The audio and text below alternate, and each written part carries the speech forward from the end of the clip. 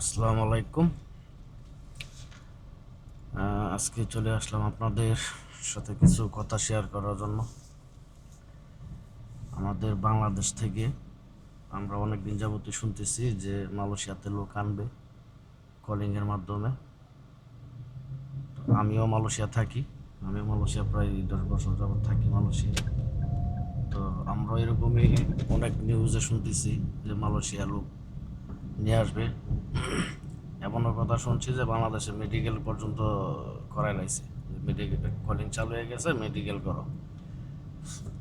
যারা দালাল তারা এগুলা করতেছে, মানুষের কাছ থেকে টাকা পয়সা হাতিয়ে নিতেছে। কিন্তু এখন পর্যন্ত কোনো কিছুই কনফার্ম হয় নাই যে মালয়েশিয়া লোক আনবে বাংলাদেশ থেকে। কবে আনবে, কখন আনবে, এরকম কোনো কিছু এখনো কনফার্ম হয় নাই। তবে আনতে পারে, এটা এখনো কনফার্ম না, তবে আনতে পারে। আমরা যতটুকু জানি এখনো কোনো কিছু কনফার্ম হয়নি। তো যারা এই বিদেশ আসতে চাচ্ছেন, মালয়েশিয়া আসতে চাচ্ছেন, তারা কোনো দালালের ইয়াতে পড়বেন না।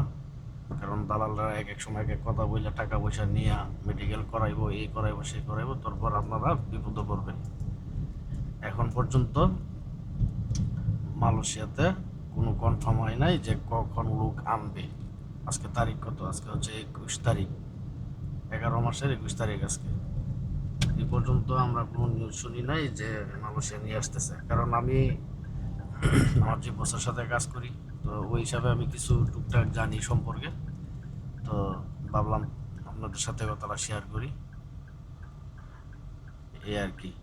এমনিতে আমি কোনো বিদেশের লোক টোক আনিও না, কোনো কিছু না, মানে জানি যতটুকু।